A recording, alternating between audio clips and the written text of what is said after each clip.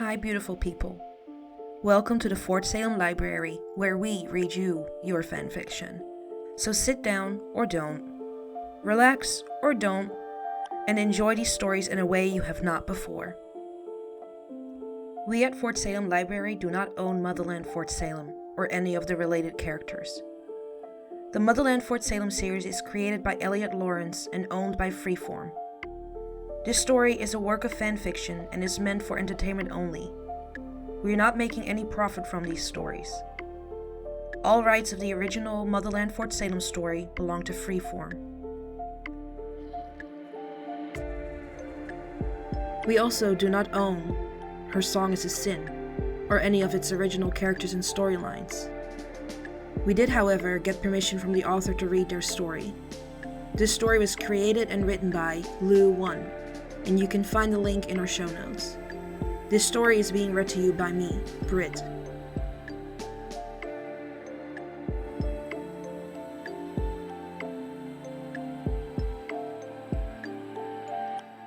Her Song is a Sin, Chapter 17. Scylla smoothed down her white dress, nervous hands fidgeting over the fabric as she walked into the foyer. Byron waited for her, bouncing up and down on the balls of his feet. He stopped and smiled when his sister walked up to him. "Ready for tonight?" Scylla asked. "Yeah," Byron answered. He thought about the exhibition and the painting that he finally put out on display after so many years of being hidden in the shadows. He was both excited and a little terrified. He knew that Scylla must feel a little of the same. "Are you ready?" he asked. He examined his sister closely, looking into her clear azure gaze. He was glad to see that there was no trace of drugs there.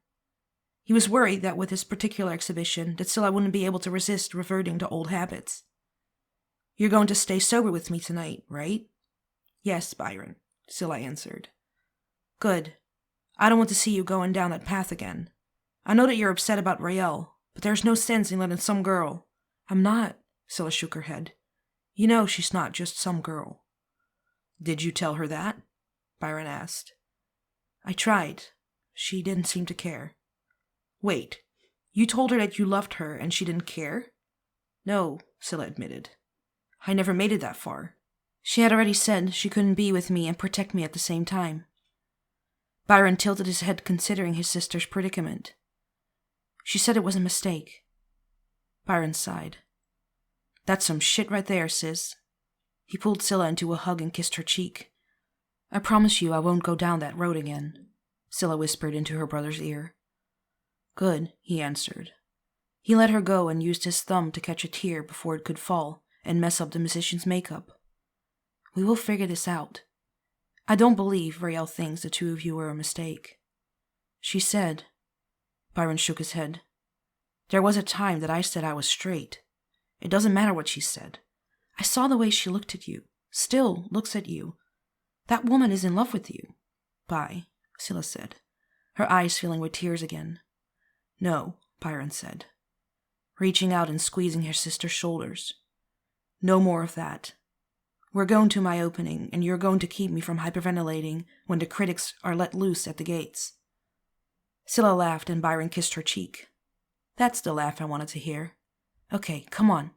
I look fabulous, and Moffat did some great work and managed to get you cleaned up pretty nicely. Let's go and rock the art world."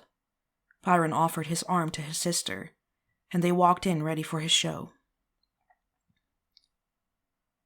Raelle didn't know much about art, but she had to admit she liked the light jazz music that played in the background, and the gallery was pretty nice. She was in her new customary black-on-black suit and was trying to blend into the crowd as she made her security sweeps before she had to join the Ram's Horns for the reveal of the featured painting later that night. People milled about with a brochure in one hand and most had wine glasses in the other. She probably would never pay for a ticket. It had to be expensive. Raelle had to fight back an eye roll as she noticed a food tray that had lobster bites. She couldn't believe that they had lobster. The guests were all discussing Byron's work and stopping at this or that exhibition. After enduring Scylla's interviews and concerts, this was a cakewalk. She'd already made a couple of rounds, keeping notes of Scylla's location in the gallery each time. She'd just make it back to her starting position when she heard a familiar voice behind her. "Well, as I live and breathe," Raelle Collar. Raelle smiled, and she turned to see Dr. Ellis Monroe standing before her in an exquisite blue dress.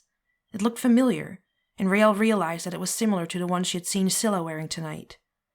She wore heels that made her a good 3 inches taller than Raelle, and the bodyguard had to look up just to meet the emerald gaze. Raelle stepped forward, taking the blonde's hand, expecting just a shake, and was surprised when the doctor pulled her in for a kiss on her cheek. Blushing, she stepped back and looked at the doctor. "What are you doing here? You weren't on my list." Ellis smiled at Raelle. "I've been a fan of Byron's work for many years, and when I heard that he was keeping the featured painting a secret, I just had to come and see what he had on display. I know the gallery owner and called in a favor. I hope you don't consider me a security threat." "Not at all," Raelle answered, and as a waiter passed by, she grabbed 2 glasses of wine and handed one to the doctor, who accepted it with a smile. "Thank you." "I don't really get it," Raelle confessed, leaning in close to the blonde. Just barely close enough, touching her arm. "I mean, it's obvious that he's good. I just don't get why he's so good." Ellis nodded her understanding and took a step forward, closing the gap into Raelle's personal space. "Yes. Portraits seem so commonplace, don't they? Yet Byron's work sells out every exhibition, and people are constantly begging him for commissions."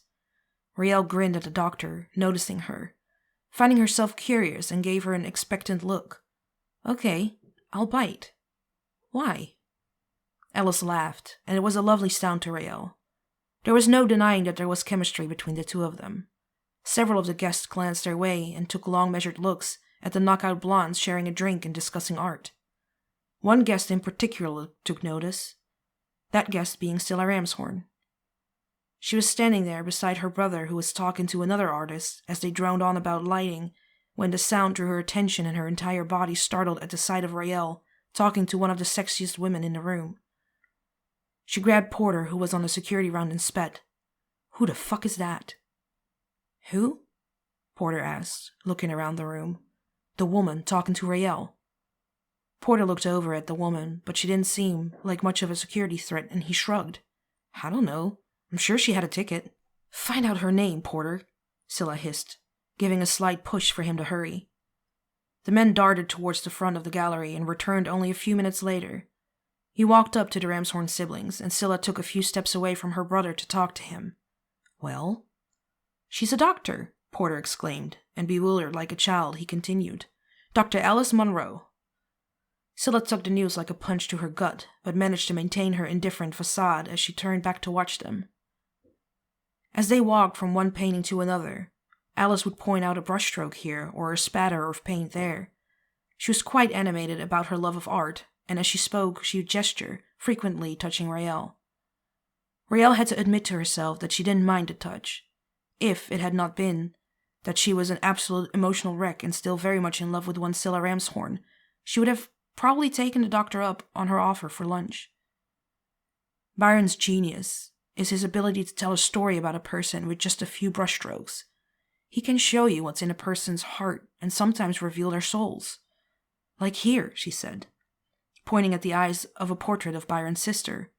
"If you look close enough, you can see the tiniest reflection there in the eyes." Raelle swallowed, finding it difficult to focus on the larger-than-life image of Scylla Ramshorn. Byron had captured the siren's allure, and she had to take a step back.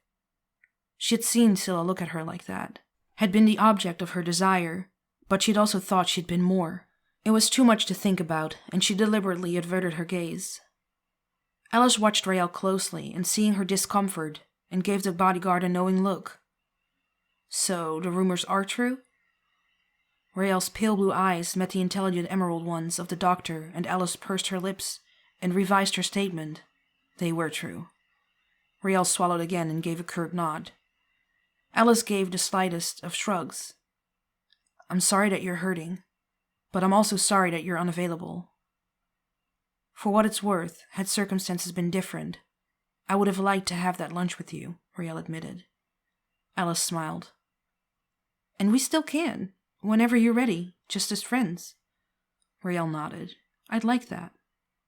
They moved away from the painting of the siren, and after walking with the doctor a little longer, Raelle excused herself to make another security round. As soon as Byron's friend walked away, he made his way over to his little sister. Stepping up into her personal space, he bent over and whispered in her ear, "What the hell are you in such a tizzy about?" "Look," Scylla said, nodding toward Dr. Ellis Monroe. "Interested?" Byron asked, though he was sure that he must be missing something. "No, you prat. That's the woman who gave the business card to Rael." Byron took in the handsome blonde. "You mean Dr. Ellis Monroe?" "Yes," Scylla answered, staring at the blonde and comparing herself to the woman. What the hell did she have that Scylla didn't? And was that bitch really wearing her dress in a different color? Should she have gotten the blue one? Byron watched his sister and knew that she was doubting herself. With a huff, he took a step forward to the doctor. Scylla grabbed at his arm and hissed, "What are you doing?" "I'm going to take care of this," Byron answered and shrugged his sister off. Grinning, he walked up to the blonde and offered his hand. "Hi. I'm Byron. Are you enjoying the exhibit?" "Oh, immensely," Ellis answered, accepting the offered hand. "It's an honor to meet you in person, Mr. Ramshorn. I've been following and collecting your work for many years." "Really?" Byron asked, surprised. His work was expensive, and if this woman was a collector, she must have deep pockets. "Yes," Ellis answered. "I didn't catch your name," Byron responded. "Alice. Dr. Alice Monroe." "Well, it's truly a pleasure to meet a dedicated fan," Byron said. "So I noticed you chatting with Rael Collar. Is she a good friend?" Alice smiled. "Well, let's just say if you ever completed a portrait of her, I'd buy it no matter the asking price. But candidly, we are just work colleagues." Byron nodded and smiled. "She'd be an interesting subject. She's just full of fire and fury." "Yes," Alice agreed. "Well, if the day ever came, I'd let you know. Though I suspect I'd already have another buyer interested." Alice smiled. "And unfortunately for me, I'm sure that you give your family the first purchasing option." "Too right," Byron answered. "It was a pleasure, Doctor. Do enjoy the reveal later on tonight." Byron started back towards his sister, when one of the gallery staff stopped him. "Sir, it's time." "Oh," Byron answered, and was whisked away towards the back of the gallery. He glanced over his shoulder as they rushed him, and he could see that another staff member had spoken to Scylla as well, and the brunette was searching the room. A few seconds later, her bodyguard appeared at her side and they started walking in the same direction. It only took a few minutes for the crowd to gather around the covered canvas, and as the lights came up, the staff removed the covering. There was a flurry of murmurs and a few gasps as Byron stepped forward and smiled. "I give you Reflected Confessions." The painting was unlike any of the other portraits in the exhibition. Rather than a single image of an individual against a light or dark neutral background, this contemporary painting showcased a young male, 14 or 15, with light brown hair and hazel eyes. He sat on a swing perched over a pond. The foreground of the canvas was filled with various exotic flowers painted in vibrant colors. There was a trail of mushrooms placed in various locations within the flowers. The viewer's gaze was directed to the large tree that supported the swing. The tree was bare with large branches that reached toward the sky almost like fingers on a hand. Unlike its counterparts, the tree was dark and painted in various deep brown and black shades. The water had ripples moving away below the boy, the deepest blue that seemed it would never calm. There was an image, or maybe images of something that was distorted by the water that Rael couldn't quite make out. It almost looked like the reflection of faces. In contrast to the vivid colors and realistic imagery, the boy had an almost cartoonish red heart painted across his heart. The heart had a jagged line running down the middle, indicating that it was broken. There was also the slightest hint of red on the boy's temple that the viewer could detect if they put their nose to the canvas. Byron and his sister stood still near the painting as the crowd buzzed about the work. Scylla nudged her brother with an elbow to the ribs, and when he looked down at her, she deliberately moved her gaze to Rael. Byron followed his sister's azure eyes and gave the smallest shakes of his head. He whispered in her ear, "Nothing's happened yet." Rael looked at the ram's horns and then at the painting. She could sense that there was some message that she just wasn't getting, and she could see that they were having some sort of exchange. She was about to ask Scylla about the painting when she felt a breath on her neck, and she turned just in time to see Alice step right up behind her. "Exquisite, isn't it?" Alice whispered in her ear. Rael stepped back from her place near Scylla and nodded, Yeah, there's something about it I don't get. I think I know the place, though. Dr. Monroe's brow furrowed. Really? It's a real place? Where is it? A clearing on their property. Seeing the tree reminded Raelle that she had wanted to talk to the doctor about the spores and the shell casings that she'd found. Hey, listen, I was wondering if I could ask you. Raelle? The sound of her name on the musician's lips still managed to make the blonde's breath hitch, and her pale blue eyes immediately met Scylla's azure gaze. I need to leave. Now? Raelle asked, surprised by the timing. Yes, now, Scylla answered, stepping forward. She placed her hand on Raelle's arm and looked over at the doctor. If you'll forgive my bodyguard's untimely exit, Dr. Monroe, she'll need to accompany me. Alice's brow furrowed, and she nodded. Of course, Miss Ramshorn. Have a good night. As Scylla drew the bodyguard away, Dr. Monroe called out, Call me, Raelle, and we'll finish that chat. Raelle could only nod as Scylla pushed through the crowd and reached the front of the gallery, dragging her bodyguard along. Shouldn't we stay and wait? No, Scylla answered simply. The musician had watched Alice and Raelle together, and the only thing she could think to do was pull her bodyguard away. She kept hearing what Byron had said over and over, yet. There was nothing between Raelle and the doctor, yet. But she knew desire when she saw it. Scylla especially knew how Raelle behaved when interested, and it was obvious that she and the doctor were more than a little interested in one another. She had to talk to Raelle. Now. Finally outside, she smelled the cool night air and took in a deep breath. The air had a familiar scent and it stirred up memories, her body responding before she realized what was happening. Raelle was already calling for the car by the time she caught up to Scylla outside. As they stood and waited for Helen to bring the car around, they saw the flash of lightning and heard the crack of thunder. The rain that poured down was instant, and the few people standing around waiting for their cars huddled closer to the door and its awning. As more people started to file out of the gallery, Raelle saw that Scylla wasn't paying attention to the door and grabbed her, pulling her in close to avoid being hit. In that instant, Scylla looked up into Raelle's pale blue gaze, and she pressed forward, intent on letting her lips show the blonde how she felt. A car horn made them both jump, and Raelle turned her head to see Helen at the curb. She stepped away from Scylla and leaned forward, ignoring the rain. She opened the door for the musician and was about to follow the brunette into the car when Porter rushed out and hopped in the waiting limo. Raelle frowned and got into the car after him and closed the door. Helen moved the limo back into the parking area, giving other people a chance to get to their vehicles, which were beginning to line up outside of the gallery. "What the hell, Porter?" Raelle asked. The blonde just sat there, flustered. He wasn't paying attention to Raelle. Instead, his wide eyes were focused on Scylla, and as they sat in the limo, she could tell he was under stress. His cheeks were red, and he panted, trying several times to catch his breath before speaking. "Garrett showed up, and he's going off on Byron," he managed. "Why?" Raelle asked. "The painting. God, Syl, I can't believe he—" "Raelle?" Scylla blurted, interrupting her security guard and flashing Porter a look that told him to shut up. "Would you please go back inside and help my brother?" Raelle looked back and forth between Porter and the musician, but she could already feel the car move, and in a few seconds they were back in front of the door. She frowned. "Porter, watch her." Porter just nodded, still trying to control his breath.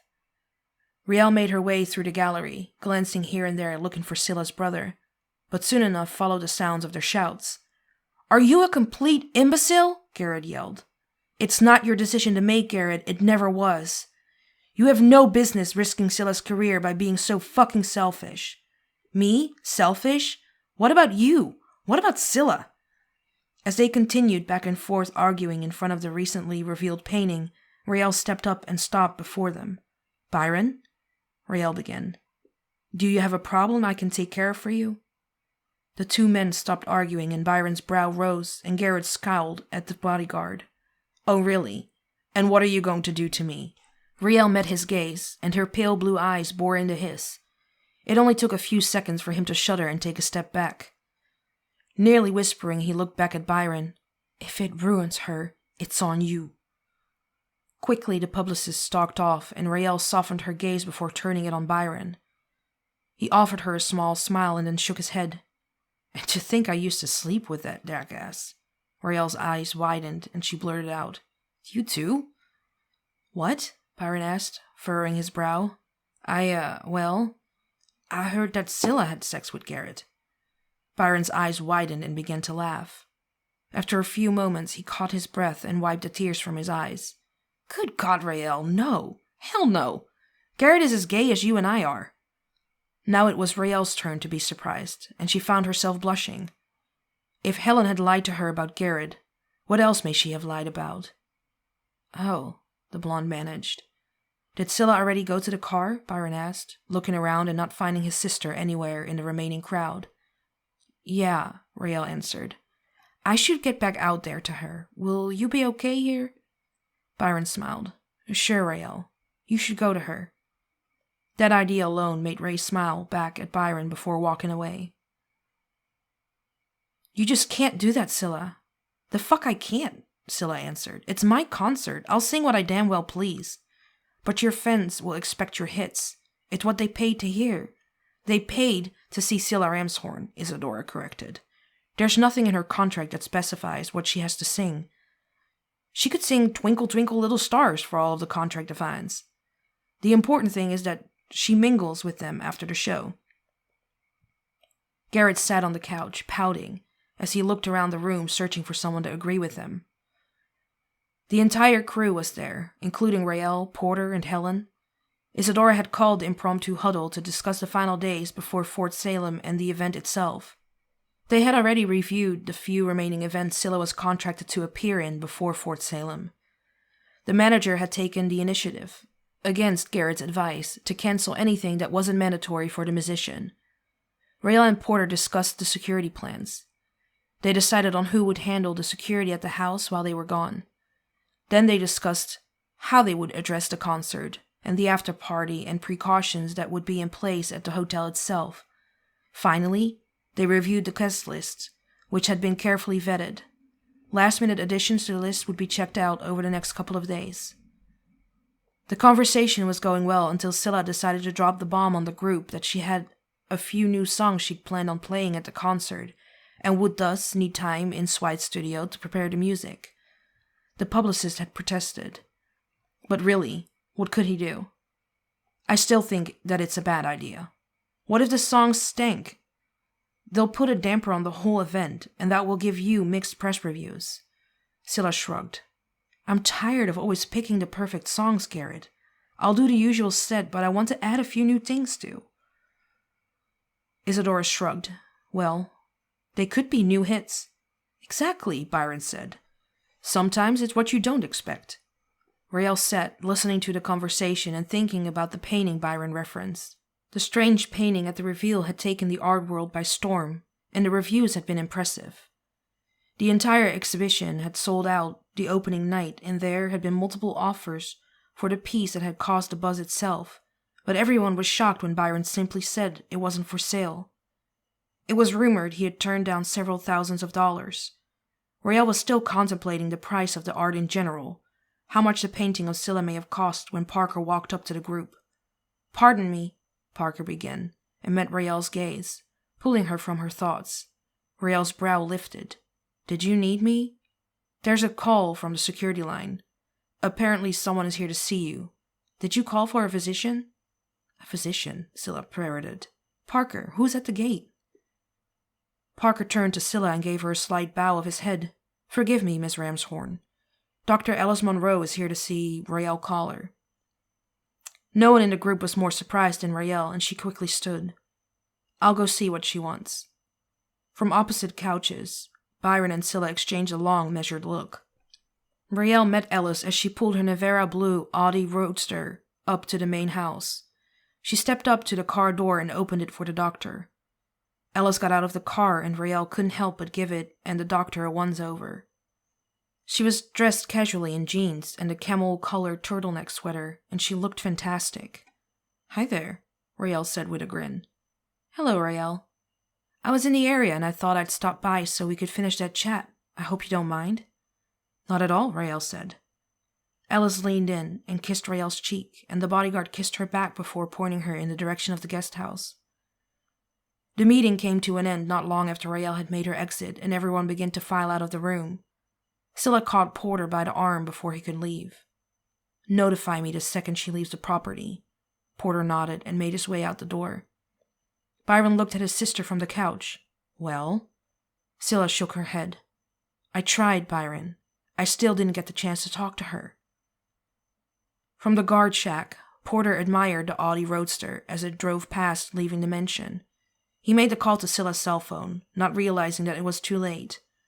The musician had retreated to her balcony after the meeting, and from there she could very clearly see Rael and the doctor as they rode up the drive in one of the side-by-sides later that evening.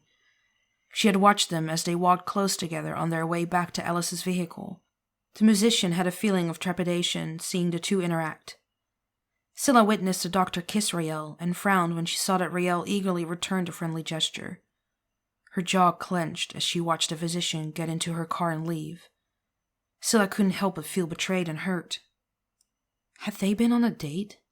She brought her here to my property. Then she realized the one big threat in the equation. They had been in the side-by-side. Did that mean she took the doctor to the shooting range? Did they go to the pond? Was Rael investigating her for the FBI? If so, Goddess protect. The more that she thought about it, the more that it bothered her, and eventually Scylla couldn't stand it any longer. For the second time in less than a week, after her dinner, she made her way back to the groundskeeper's door. She didn't bother with knocking and just shouted, "Helen, open up! I know you're there!" Finally, she heard the locks moving and the door opened. "Well, this is a surprise," Helen answered, flashing yet another cocky grin.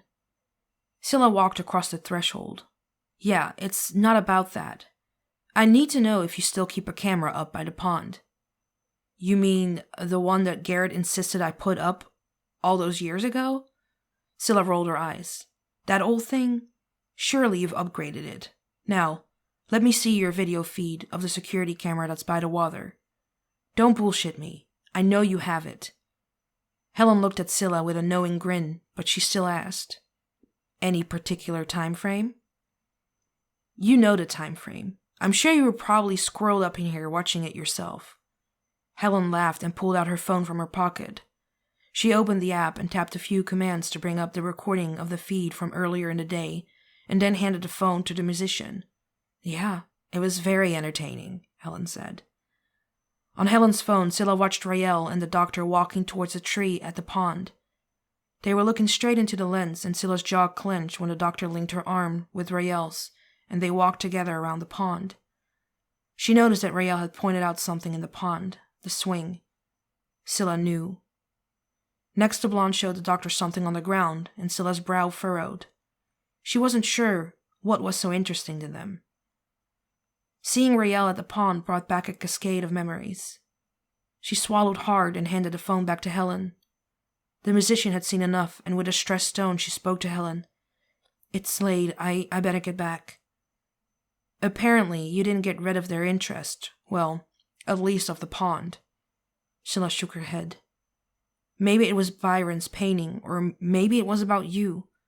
Eventually, we're going to have to talk about that shit you're growing over there." The musician tried to think logically. There were more things happening, but all she could think about was Rael. "Speaking of," Helen began, walking towards the living room. "No, not tonight," Scylla answered. "Are you sure? You still haven't answered my question." "What is it that you want, Scylla?" Helen asked. "I want to be with Rael Collar," Scylla said, and walked out of the apartment.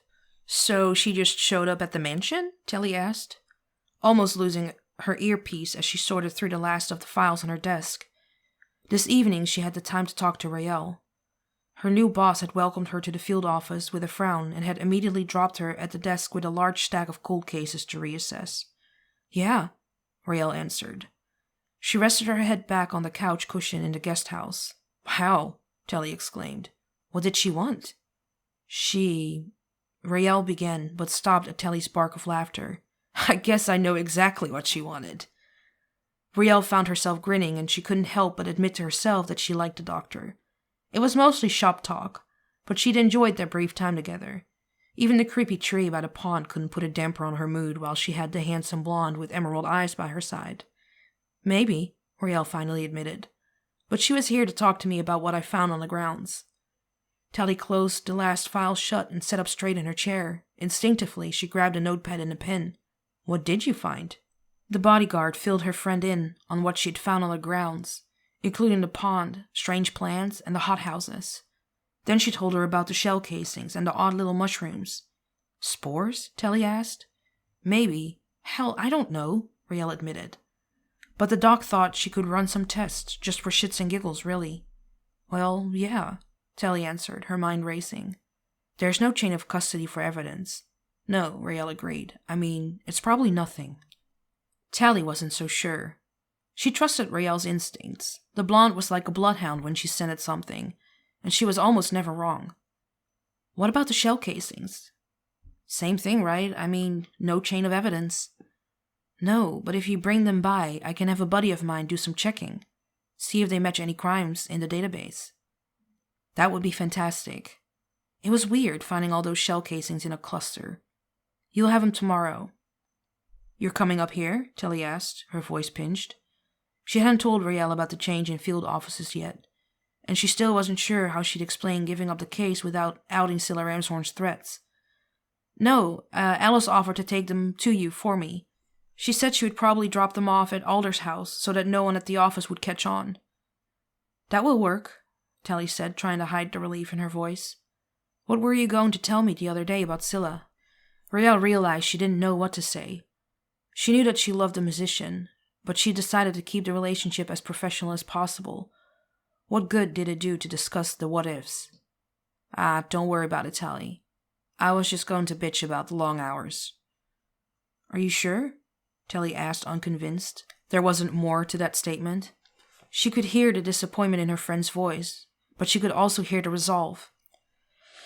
Yeah, Riel answered with a sigh. Well, I'm going to have to finish up and get home. Which one? Riel asked, then thinking about Tally being overheard at the office, and added, Alder cooking again tonight? Yeah, Tally answered with a grin. Scylla was pacing back and forth in her studio. She was supposed to be putting the finishing touches on her new songs before heading over to Swite Studios to work on the music, so it would be ready for Fort Salem. But every time she tried to focus, all she could see was her bodyguard with the doctor. The subject of her thoughts surprised her by rapping at the glass on the French doors, and Scylla snapped her head up towards the sound. Come in, she answered. Riel didn't come into the room, though, just stood at the doorway. Garrett's getting antsy. Are you about ready? We don't leave for another fucking 45 minutes, Scylla huffed. Riel's brow furrowed. Okay. She watched the musician sort through her notebooks for a few more seconds, and then shrugged. He didn't tell me that. I'll just go grab a coffee and wait.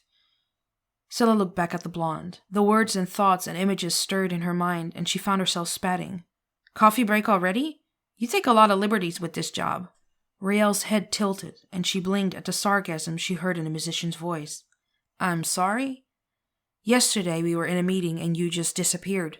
Well, the security part was done and I had a guest. You don't get to have guests here, Scylla said. You didn't seem to mind me giving Tally a tour, Riel responded. Tally doesn't want to fuck you. Well, at least not now that she has Alder. Excuse me? Riel asked, eyes wide. She could feel her temper rise. What the hell are you? This isn't your home. You don't get to have guests. This isn't your fucking property. Right, Riel answered. The words, always musical coming from the brunette's lips, still struck her. Not her home. No. She guessed that it wasn't. Good. I'm glad we're clear on this point. No one comes into my property without my approval. Understood, Riel answered and turned on her heel. A second later, she pivoted back. I'll be sure to keep a log for my time and I'll keep an itemized list of any expenses. I'll get that to you weekly. Or do you want me to send it to Garrett? Scylla blinked. What are you talking about? I'll be off the property, so I should keep a log of my time on the job. I didn't, Scylla began. No, you're right, this isn't my home, Riel answered. Scylla began. I'll speak with Isadora about my contract. With that, Riel turned again and made her way to the manager's office. She can't do that, can she? Byron asked. According to Isadora, she can, Scylla answered. Byron dropped to a stool beside the piano in the studio at the mansion. After they had returned from Swide's record, he'd watched as Raelle packed up her things in her Subaru and then drove away. He made a beeline for the mansion as soon as the car went around the curve in the drive. But you need protection around the clock. According to the contract, she can assign security. It doesn't always have to be her at my side. But Porter? Byron asked. Scylla shrugged. She said that I was most comfortable with him. Byron answered. He wondered what had happened, and he suspected that once again his sister had been her own demise. So what made her do this? The musician with her sad, azure-watering eyes just looked at her brother. He knew. And you're going to make that drive every day? Telly asked as Raelle carried in the last of her bags. Yeah, for now. Raelle looked at her best friend and blushed. Goddess, Telly, I'm sorry. I should have asked before I just showed up here. No, Telly said, putting her friend into a hug. You're always welcome here. Besides, you know I'm at Sarah's most nights. Raelle nodded. Yeah, I really do appreciate it. Telly helped the blonde get settled and then joined her for a drink. As they sat side by side on Telly's couch, Raelle reached over and squeezed her friend's hand.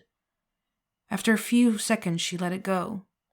So, how long are you and Aller planning on doing this? Doing what? Telly asked. Keeping separate apartments, Raelle answered. Well, we haven't been together that long, Telly answered. In truth, Aller had asked her over dinner the night before if she'd be willing to consider not renewing her lease when it came due again. Raelle snorted. Please, we're lesbians, that's what we do. We U-Haul. Telly laughed. Well, this is all a little new for me. Yeah, Raelle answered. She took a sip of her wine and watched the redhead. She thought about what Scylla had hinted at during their argument. Telly noticed her friend's pensive gaze and nudged her in the ribs. What is it? Raelle's pale blue eyes searched her friend's eyes, and she found that she was blushing. Nothing, she answered, taking another sip of her wine. I'm glad you finally took the plunge with Alder. I didn't think you would like her that much, Telly admitted. Nah, she's a bit serious, but you need to be grounded sometimes. Telly blushed. Yeah. The redhead drank her wine, watching her friend. She could tell that Raelle was torn of emotions, the fire and fury fueling one another. Eventually she got up the courage and asked, So what are you going to do about Scylla? Exactly what I told you last night, Raelle shrugged. It's obvious that whatever happened between us is over. I have a job to do. And as soon as we figure out who's doing this and they are arrested, I can help her manager find a replacement. So you're done? Telly asked. Raelle swallowed. She couldn't say yes. She knew it was unprofessional. Hell, it was foolish. But she knew that she was in love with the musician. For her, it would never really be done. Telly took her friend's hand and held it. I still think you can work it out with her if you want to. Raelle squeezed Telly's hand. I'm not sure how, Tell. All I know is that I want to be with Scylla Ramshorn.